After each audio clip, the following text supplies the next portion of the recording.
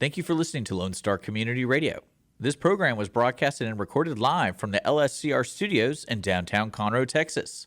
Lone Star Community Radio is supported by listeners like you. Donate and sponsor today. For more information on getting involved with Lone Star Community Radio, contact us at lscrstudios@gmail.com or visit us online at www.irlonestar.com. Good morning, ladies and gentlemen, and welcome to this week's edition of the Weekly Business Hour.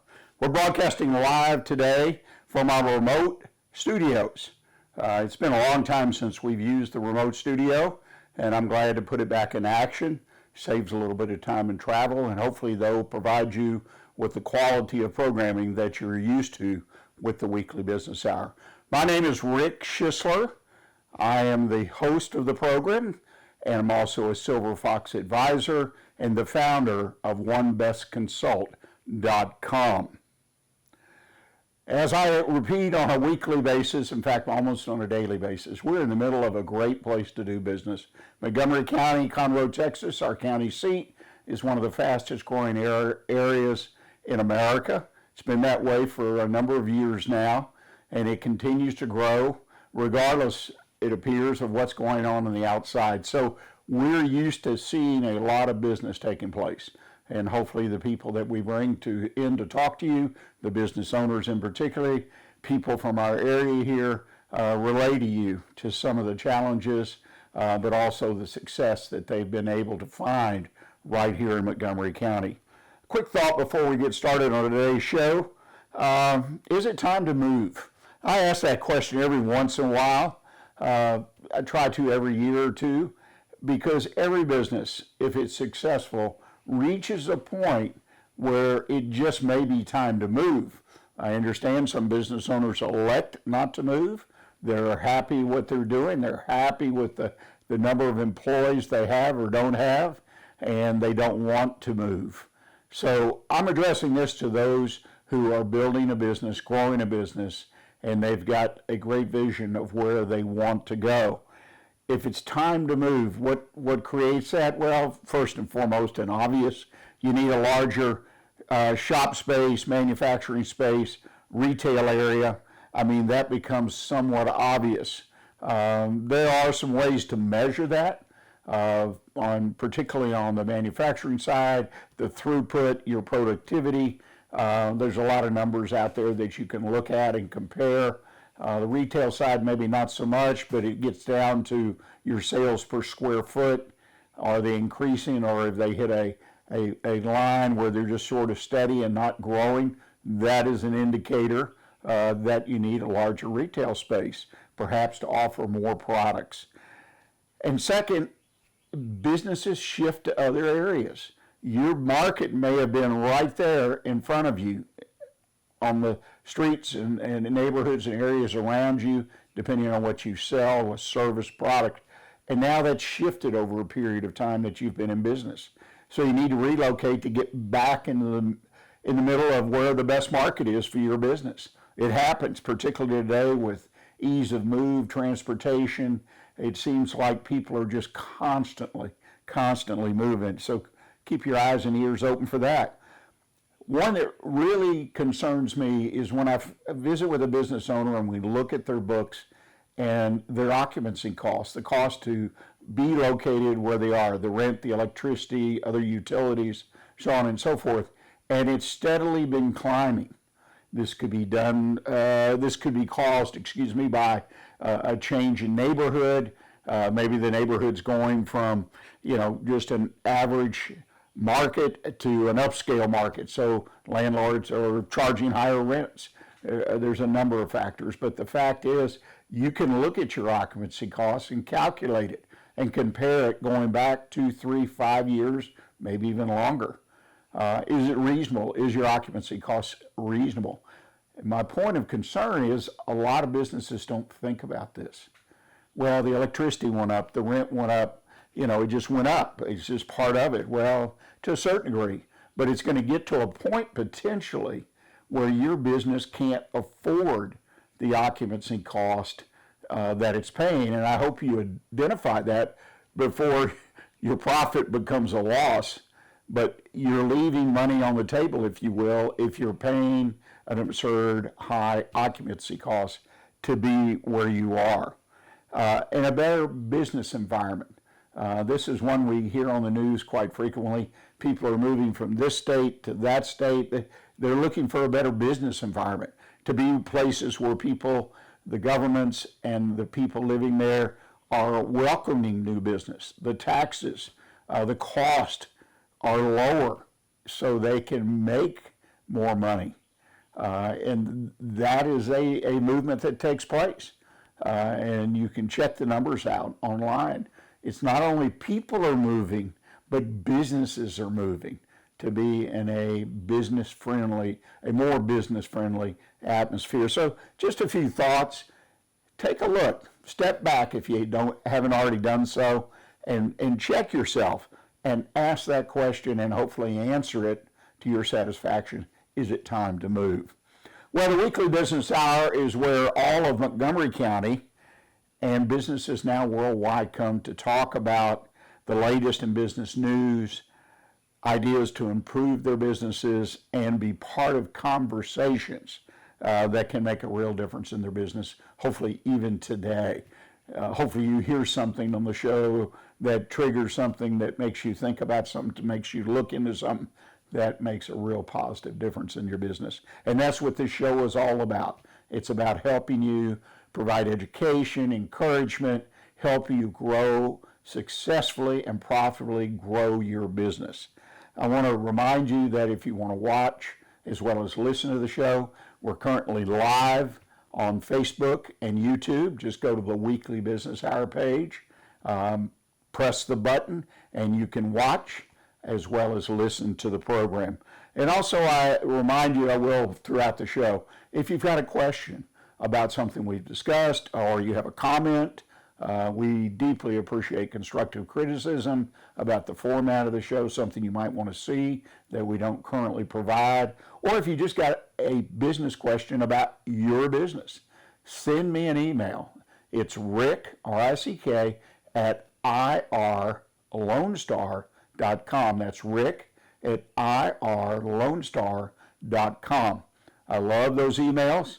And in fact, if you send me a business question, oftentimes it'll end up on the show, like today. We call it our mailbag segment, and it's where we answer business questions for particular companies, businesses, small businesses that send those questions in. So, and regardless, if we don't use it on the show, you will get a response. I love to correspond with business people currently all over this country and occasionally someone outside this country. It's amazing what small businesses are doing right now. It's a very positive world out there. Well, today we have a very, very special guest, a return guest. I can call him a friend of the show. He's a great supporter of what we do here. Michel Prive. Michel is an outsourced VP of sales and a certified operating management systems expert. And what he does is he helps companies build their sales infrastructure for sustained growth. This can be small companies that may or may not have a salesman, typically the owner, or you may have one or two or have a sales management team. He works with all size companies to build their sales infrastructure so they can have sustained growth, and that's so important. And what we're going to discuss today is a little bit interesting. I had read an article that Michel had published, and it really got me interested. And what we're going to talk about is artificial intelligence impact and future on the sales department itself.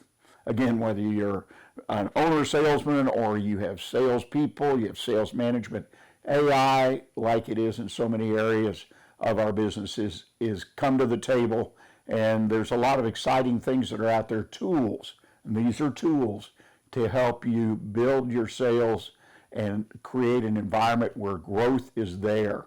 So we'll be talking about those in an interview shortly that we're going to play for you. And so I encourage you, take a moment, sit back, pull out a pad and pencil or use your computer, and get ready to take notes and listen to the conversation that Michel and I had recently about the impact of AI on the future of your sales department.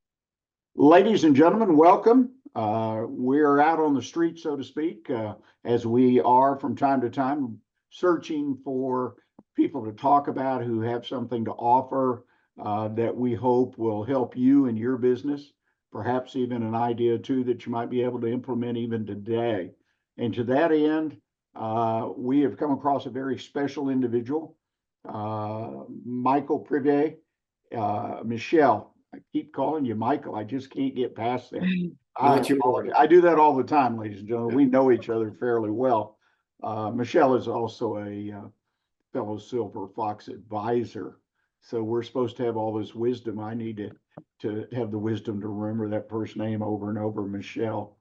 But we have Michel Prive with us today, and we're going to talk about artificial intelligence because the whole world's talking about it right now. I mean, you can't open a Wall Street Journal any day of the week, and there's at least one article, and usually it's on the front page.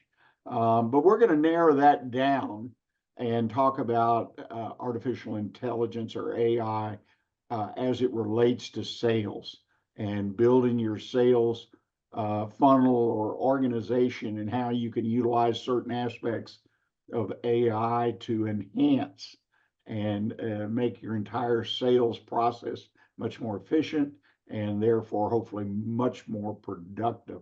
Michel, I want to thank you. You've been with us before. You've got a tremendous amount of background and understanding about sales and the sales process. And now we're going to add that secret ingredient, at least many of us, AI. Thank you for being with us today, Michel. Oh, yeah, thank you very much, Rick, and to be on your show again. Interesting topics, very much, and let's dig in. Well, you got to get in the middle of. It's funny about artificial intelligence in general because I've attended several different meetings, groups, roundtables. We've had presentations made about it from the very basic all the way up into particular areas. In your case, sales, and a lot of folks are afraid to dip their toe in the water because they're afraid that they're just never going to understand it. So it's very important for every business to move forward and try to understand artificial intelligence. You're right, and I would be even starting our discussions by giving some of the advice that I give my clients, and is before AI is a tool or is a set of tools, and as any new tools, they need to whoever's using the tool needs to be trained. With AI coming into companies' world, if you use AI badly or wrongly, you could damage the company. And it's very important as the first step is very much to establish an AI policy, including whoever will be using AI for their day-to-day. AI is your friend as long as it's used like any kind of tool with sharp edges. It could be also dangerous, and AI is one of them. I have plenty of stories with sales guys using AI and created, in fact, damages to the company as well. So, as an introduction for every talk that I'm doing in publicly or privately, I'm warning the audience about the fact that AI needs to be treated like a very important tool. Before selecting your AI tools, make sure that you understand what's the outcome, what you want to do. And AI is a tool, it's not the end of the world. You need to have human really reviewing what AI is writing, because we know that AI is written by people and they have their own view on things. If you ask, we have plenty of examples, to demonstrate what it is. So AI in sales, and especially today, we're going to talk about prospecting.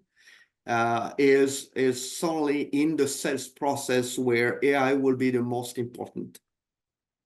Well, it's interesting, and you talk about that, people are already experiencing AI, even though it's a relatively new thing in business. It's been around, but not necessarily used as a business tool. And one of the things that I happen to believe is I try to forecast and communicate with my clients and the listeners and the people that watch this show is I think AI is one of those uh, opportunities to separate your business from your competition. Uh, if you get the right AI, like you say, you've got to get the right tools, just like any situation. If I've got a better tool than my competitor, then it puts me in a great advantage potentially. And I happen to believe AI is one of those things that is a great advantage if done properly, implemented properly, just like anything else in business. When we buy a tool, we buy a truck to deliver product or to service, whatever it is. But in this case, it is really truly a game changer, kind of a worn out phrase, but it is a game changer, particularly in smaller business. I believe it's going to be a game changer too. So that if you have competition, which everybody does in some form or fashion, properly implemented and selection of the right tool, I think you can change your business, and it won't be overnight, but over a fairly short period compared to many things that come in the life of a business. So this is a critical discussion, and this part of sales is part of that. So I appreciate that. Before we get started, though, would you give our audience a little bit of an update, if you will, or what your business career, what brought you to the point of doing what you do today, so they understand who you are? All right, so my name is Michel Prive. As you can hear, I'm a native from Texas, but so I'm a French national. I'm an engineer. I'm a mechanical engineer. The beginning of my career, I worked for an American company from California, and that was a blessing in the sense that I grew up being not, into corners and have the ability to grow. And moving up from engineers to product management to technical sales to sales management in different places in the world.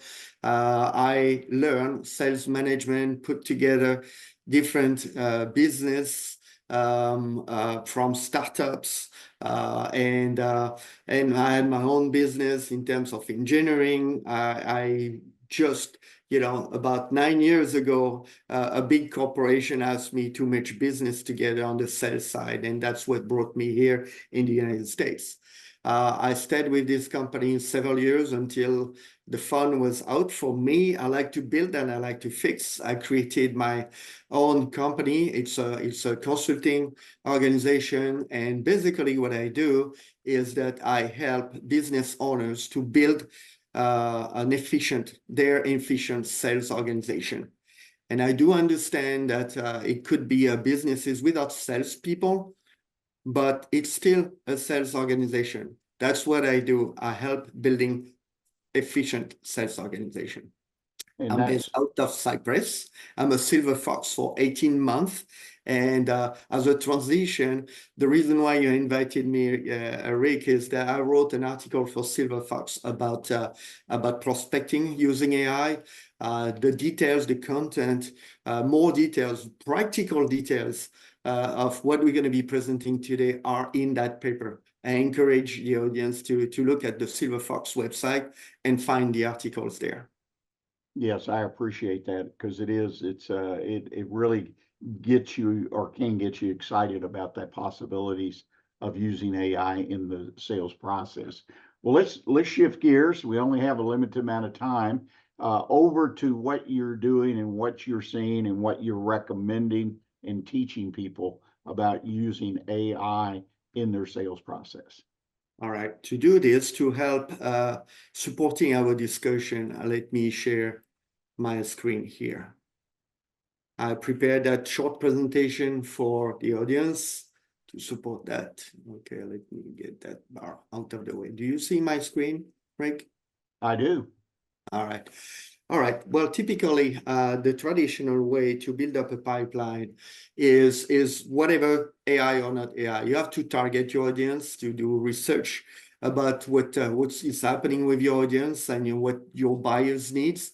And then after that, when you get this information, you build up an outreach plan. So the first steps, very much in terms of targeting overall, is to have an ideal client profile. And you put an S at the end because you could be a small organization selling different products to different markets, and your ideal client profiles might vary from one to the other. It is super important. This steps is the most important step, is to look at your different ideal client profile. Then you go to the different buyer persona, and the buyer personas are who is in this organization are buying. Should be, of course, the buyer, could be an engineer, it could be a CFO, depending the product and who are the decision makers. Each one of those personas have different issues that you will want to fix with your problem or your product and your service. Then you build up your unique value proposition. So you could see on that side here where AI it could be used. And it will not be used, or it could be used to help you to build up your ideal client profile. Let's say that you have a client that is profitable for you, doing something very specific. You can use this profile and use ChatGPT to use the attributes of your customers and use AI to, in fact, get names of companies who are similar to your clients. Once again, in the article, I describe how to do this. Once you have this, you can use AI on your buyer persona to build up your prospect list. Once again, there are some AI-based tools that I'm using for my clients, which allow me in 10 minutes time to build up a list of potential buyers. And then after that, for your unique value proposition, you can use AI to help you to write your unique value proposition. It will not be perfect. In any of the cases, using AI, nothing will be perfect, but it will be good enough in most of the cases to review and just get going. Let's back up a second if we can, just Sure. because I'm getting excited listening to you, okay? And I've read the article several times. To me, I'm a small business guy, which I've owned small businesses and built them. The idea that I can find AI tools to help me develop a prospect list of the right prospects, right? Using the profiling information, that's exciting because that is, like you said, that's the most important thing. If I have the wrong list, no amount of work or creativity on my side is going to bring me the prospects I need. So that is really exciting that there are tools available that will help me do that, if nothing else. On the unique Absolutely. value proposition, one of the things I've learned in some of these AI basic classes and things that I've been fortunate enough to be able to attend is when you ask the AI to write something creative such as unique value proposition, it's not going to be the finished product, but it's going to be close enough that you can work with it. And that's the thing. One particular instructor who shared her experience says, I take it and I prepare myself to rewrite it 4 or 5 times and resubmit it each time and hone it down to what I think is the right well. But it helps you get started, because a lot of us in business, unique value proposition, you get those blank stares when you're talking to business owners. And, so you've talked about 2 very exciting things to start us off today. And I hope people are picking up on that. It's great. Yeah, exactly. And I'm using, I'm doing a workshop with clients to identify those three items. And you don't need AI for that, but this is going in depth into who are really your ideal client profiles, who are really your buying persona, and to help building up the unique value proposition. The best value proposition are coming from your customers. if you survey or when you survey your customers, asking very short prompt that you could use AI to write those prompts with fun discussions, like a short interview. You pay attention to the word that they are using, and those words will be very much the ones to use in your value proposition. You know, why your customers are buying from you. And there's a good chance that they do for specific, unique reasons that make you different than your competitors. You need to know that this is the validating point. The rest is just an assumption, but whatever your proposition, your value proposition might not be unique. Therefore, you need to add some additional steps. It's maybe a complex, a little bit complex, more not complex, but complete discussions to have later on, Rick. Very, very good. So we've got two major points already. Absolutely.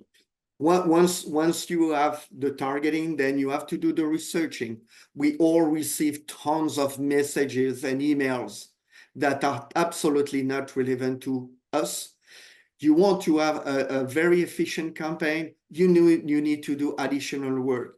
You need to know in the segments that you are looking businesses, what's going on. You need to be educated. What are the hot topics, and to be able to allow you to write messages. Once again, AI could be using this, it could be used as a tool to gather the information, to automatically gather the information. When a news article is coming, you know about it. And then after that, you test your message with your ideal client profile. If it resonates well, there's a good chance this topic is valid to all of them. Then once you research, you know what to do with this, you build up your outreach campaign. One thing that is very, very important for me, I don't know for the audience here, is that having a personal message, reaching out to me by different media, LinkedIn, social media, a phone call, a text message, WhatsApp, email, it has to be, relevant to what I'm doing, relevant that I'm potential buyers, I'm facing the issues that my researchers are telling me to do, and that I'm bringing a unique solutions enough interesting for the potential buyer to reach out to me.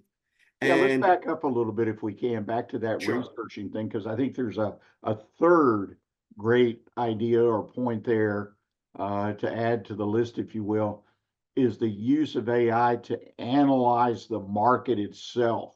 As you have it on your chart, industry segment trends, hot topics. Hot topics means what's happening today, not something right that I learned a year ago or 5 years ago. To me, that is really exciting that you can dive down into what people are thinking and doing right now, so that when you do construct your message, whether it be an email, text, letter, whatever it may be, an ad in a magazine, whatever, that message will take into consideration as its foundation what's going on and why people will take a moment to read the message and potentially think about it. So this is really sharpening the point of my spear of trying to get to the right people at the right time with the right product or service or idea. I love this. This is fantastic. Yes. So like, if you get to the audience with how to spring back after COVID, this is old stuff. When you come up with a message where this is election year, we look at, because we've done the research that 6 months before election year, the economy is shrinking this way. So you can prepare yourself differently. And so suddenly this information, and every business owners, you help them to get themselves prepared for what is coming. And so suddenly it's easier, and you help in fact your audience by education. So sometimes the outreach might not be a selling message, could be an article, could be something we will be helping them to be willing to get in contact with you. So doing the research and the creativity and using the right tools, in fact, to be efficient. As you can see, Rick, is that AI could be used in all these different steps of prospecting, allowing, in fact, time for whoever is doing the prospecting to sharpen their tools. So the quantity doesn't matter anymore. The quality matters. And that will make you different than your competitors. Is that, imagine that you know exactly now with your ideal client profile, the client that you want. It means that you eliminate all the noises of the clients that you don't want. Then you understand in those customers, the buyer persona, what those individuals who are taking the decision to select you, what they need, what are their problems. Then you create a message that resonates to them. And then after that, everything else follow, it's on the screen today. So Let me ask suddenly you you are one an particular, efficient process. Sorry. I'm sorry, one particular area in building the outreach, which grabs my attention, is the first step, connecting at a personal level. What exactly does that mean? What can I do with an AI tool that will allow me to connect at a personal level? Well, I'm using a tool called KnowledgeNet.ai. In the tool, you have the DISC personality test that we used to take, years and years ago. Mm-hmm. And it gives me a lot of knowledge, internal knowledge about how the person is handling, the way I should be talking to that person. Thanks to KnowledgeNet.ai, when I identify the name of the person that I want to contact, I'm clicking on one button on KnowledgeNet.ai on the profile on LinkedIn, and suddenly I know, based on the tool will be giving me some very good hint on my personality, on the personality of my target, how to talk to that person, what makes the person irritable. And so obviously, before I'm doing a call, I would be knowing this information very close to me. If I want to outreach to that person, I know that this is someone we can't read more than 10 words. So my message would be in 9 words.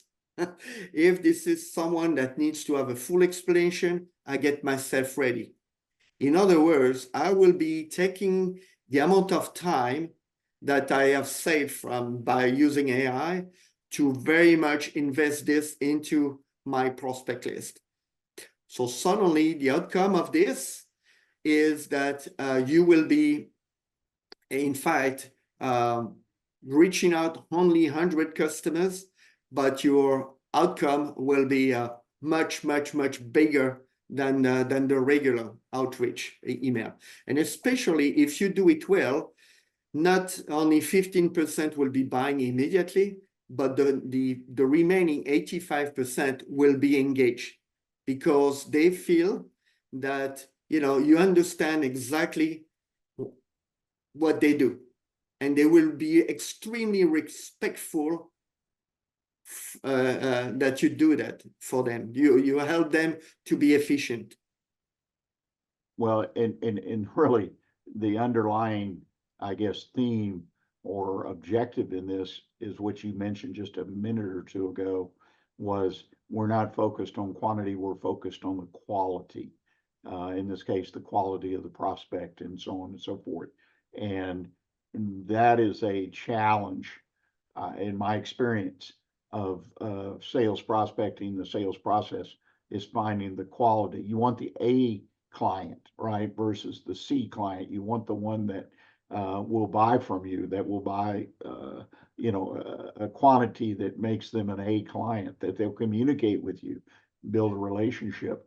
And you're able to do that with AI, with the right tools, I should say, plural, in building your customers and your prospective customers. And I really like that, the emphasis on quality versus quantity. Yes, and laissez-faire, by the way. And in other words, is that once you do that, and I'm experiencing it every day. Once again, you know, what I just described about how to personalize the message, I encourage you to read the article. It refers to a couple of videos where you see how the tools are used to do that specific step. And that's a game changer. So I encourage you to read the article. Right. And people can find that article, and we'll probably remind you another time or two at the website for Silver Fox Advisors, which is simply silverfox.org. So I would encourage people to go check that out. And the article will be also on my website. I've got the blog sections where all the articles that I'm writing are listed there. So I try to publish, on the biweekly or biweekly basis on different topics, educational only. Okay, where do we go from here now? We've done great work, or let AI do great work that we've directed. What do we do now? Well, it's just, be certain that, as a conclusion, I would say the bottom line is that AI is not here to take over salespeople. Not at all. Every single line of coming out of AI needs to be reviewed by human, and business are still done by humans to humans. And it needs, you need to convince the buyers the same way. The buyers have changed dramatically over the years. They are also using AI, and there's a good chance that before you get connected, and when I say the buyer, not only the one doing the transactions, the procurement, but the engineers, they will do a lot of research. They will be making sure that before they engage into the discussions, they get prepared. So you have to have your tools, your communication tools, your marketing tools, and your strategy to be found as well.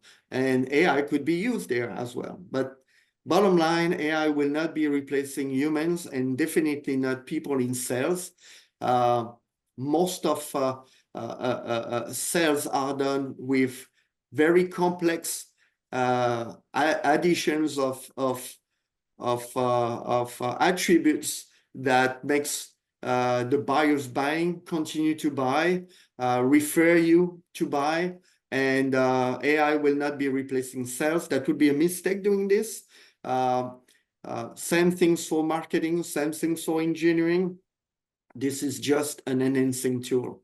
And just to close on the introduction side as well, this is a powerful tool that needs to be surrounded with a policy, train the different individuals who are using whatever the AI tools for procurement, engineering, or sales. This is very, very important. What I've seen is that some of my customers, in fact, have written policies where if you don't follow the rules, you might be terminated. And there's a reasons behind this, is that AI is learning when you use it. So if you share confidential information because you want to save time in your proposal and you ask ChatGPT, for example, to review your proposal, you can potentially expose a lot of secrets on the web. And that's the reason why AI is a tool that needs to be surrounded with a policy.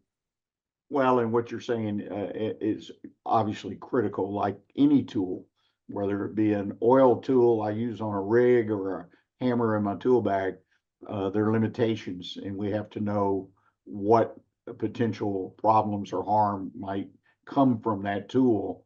In the case of AI, you pointed out, because I've heard this repeated, about that potential for your information, particularly confidential information, trade secrets, or customer information, to find its way out there on the worldwide internet, and all of a sudden, bam. One other thing you've said, and we've touched on it a couple of times, but people I think need to be very much aware of this is not something where you type in something and then you get something back and you print it out or whatever or forward it and you've got it done and wrapped up. It still requires the human intervention. You still got to proofread if nothing else, because the stories are out there. I've read a couple about attorneys who printed out a motion and referred to case law, and somewhere in the court system, when they made that presentation, some other lawyer read it, and the cases that were cited didn't even exist, but AI had put them in inadvertently. It makes mistakes, is my point. And you've got to be committed to taking your time to look through and verify particularly critical information. So this is not a toy, in my opinion. And it's not something that you could just depend on to eliminate the need for human intervention, observation, and human responsibility in using it. Michel, I can't thank you enough for joining us today. If people wanted to follow up and talk to you further, get more information, maybe connect with you, what's the best way for them to do that? So two things is that you could see on the, it could be by email, could be by phone. I encourage people to look at our website. The website is made in such a way it's educative. This is not salesy, this is educative. Part of the Silver Fox, what we do with the Silver Fox is education. So here are my contact details on that side here, and or you can reach the station as well. I think that Rick and Nancy will be able to help. Well, again, thank you, Michel. What a topic, a great topic, and one that we'll need to follow up, and hopefully we can get you to come back in the future as things develop. I mean, this is new technology, new tools, and there will be winners and losers. And so we want to convey to our listeners what are the winners, what's the right process to follow. Again, thank you. And folks, I hope if you have a need to connect and get into the actual tools by brand name and whatnot, that you reach out to Michel, because the shelves are full of options. And to have somebody help you pick and choose the right one, I think is another good decision on your part, versus just selecting the one that is $9.99 this month only. So, and there's some of that going on based on conversations, kind of like the kid in the candy store, right? Oh boy, I want this. And they're not quite sure what this is. But again, Michel, thank you so much. Ladies and gentlemen, I hope you've enjoyed that conversation with Michel Prive. AI, sales process, important parts of our business. And hopefully that you'll watch this and we will repeat it, and you will reach out if you do have questions. And even better yet for me is that you will share it with other business people that you know and connect them with the Weekly Business Hour. Thank you. Thank you, Rick, for having me. Always a pleasure. Thank you. Well, ladies and gentlemen, I hope you had an opportunity and enjoyed that conversation that Michel and I had recently about AI and its impact on the sales structure, the sales process, your sales strategy, everything sales. AI is a tremendous tool, and the world seems to be moving fast. And unfortunately, I bump into small business owners that sort of throw their hands up and say, I just can't keep up with it. Well, that's when you turn to somebody like Michel and engage them to help you implement the programs and the parts of AI that will benefit your sales department. So the second half of the show, we're going to take our break. And when we come back, I'm going to that mailbag I talked about at the beginning of today's show. And Robert sent in a question about sales. He says, quote, our sales numbers have been all over the place since COVID. What can I do to get us back in a steady growth mode?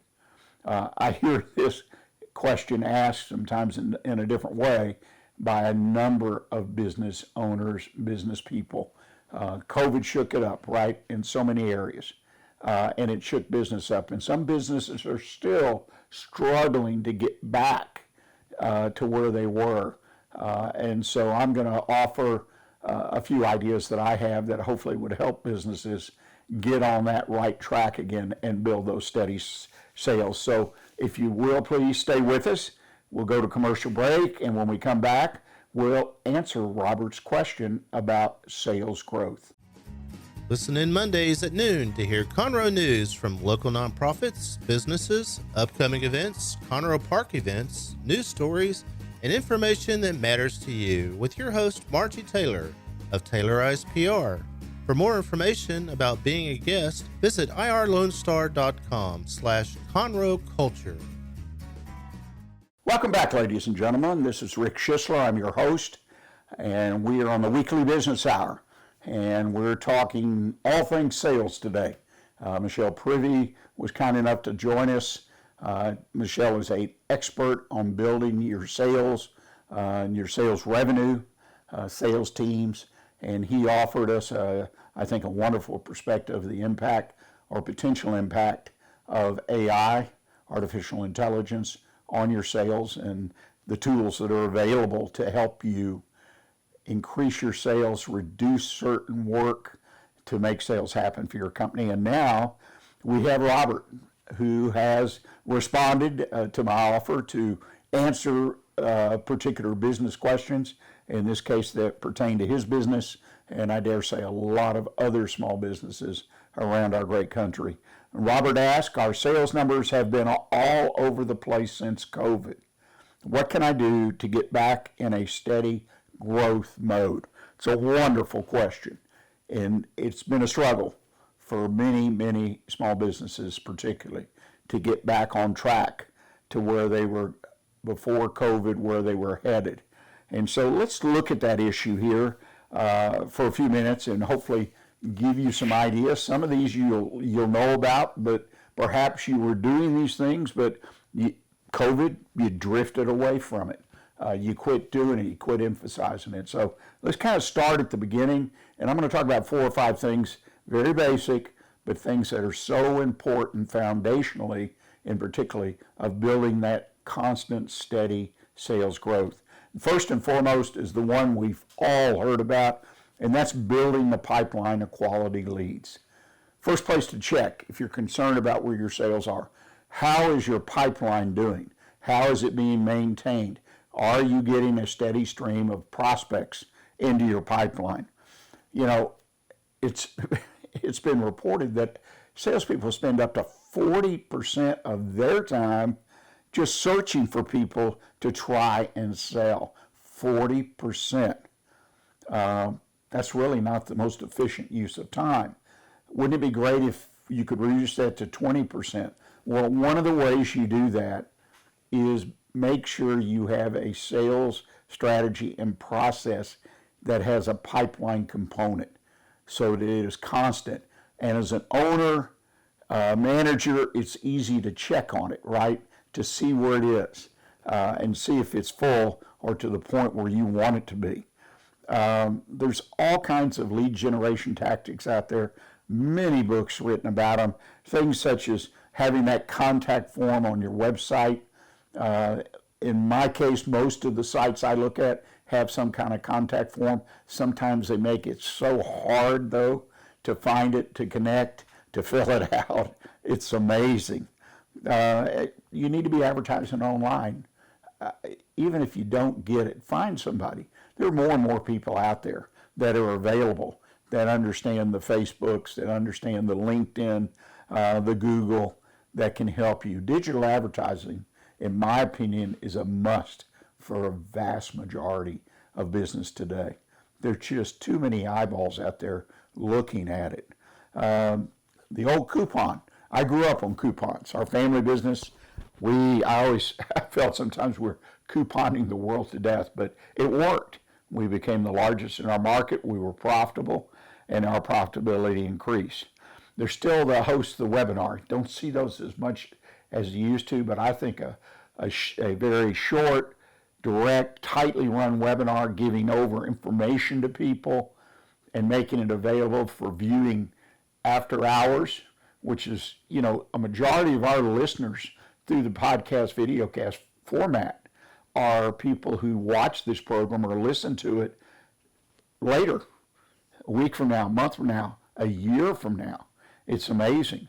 Now, we're live on FM radio in the greater Conroe, Montgomery County area, but people just want to do it when they want to do it, especially if you own and run a business. So have a webinar, put some information out there about a topic that relates to your business, and do it every once a month at least. Just talk about your business, a component of it. It's amazing when people kick back and start really thinking about their business. Content being one of the main struggles that so many of us have is how to develop the content, what to do with it. And you'll find that it's not that difficult if you'll dig in and take a good hard look at it.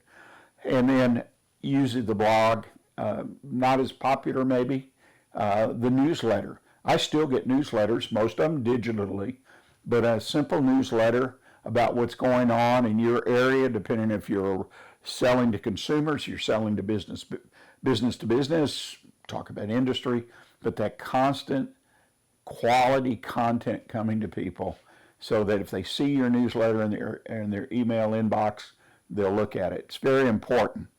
Make sure you're selling enough to your existing customers.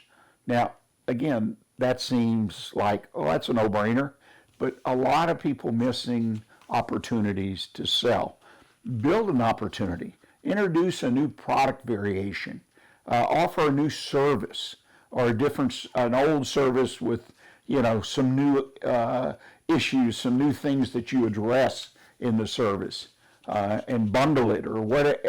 But you've got to continue to offer your products or your services to your existing customers and work on that, because you should be getting a good percentage, a certain percentage of your business from the existing customers. Always working on the new ones, but don't forget your existing customers. It's a great database to work out of. The key thing to selling these existing customers is the relationship you've built up with them. Sales is all about relationships, right? Well, you should have built, even if these customers never step over your threshold or you never step into their living room to serve them, you can build relationships through communication, particularly digital communication, so on and so forth. So please, don't forget, monitor and track your sales to existing customers. And last but not least, do research. When you write an email, just don't write it yourself. There's a wonderful number of tools. It's where AI really comes in that will take a look, write it, you proofread it, you change it, you adjust it, but it's a lot more professional content. That email is designed to build that relationship to help you sell your products and services. Well, ladies and gentlemen, I appreciate you taking time to join us today on the Weekly Business Hour, and I hope our program on sales is helpful to you. I also want to thank again our friend Michel Prive, for being with us. He's got lots of information, lots of experience, lots of knowledge, and most importantly, he likes to share it with people. So I encourage you to reach out to Michel. Put a note on your calendar. We'll be back next week on Monday, 11 a.m., live, and this show will be available on Wednesday on a video podcast. It'll be here on the website of Lone Star Community Radio. Just go to Programs, Daytime, and you can find it. It'll be on YouTube. It'll be on Facebook. It'll be on various social media sites. You can tap in and listen to it at your leisure, and if you would, share it with someone else who's in business. We appreciate that. And until next week, stay engaged, and most importantly, keep your focus on what counts in your business.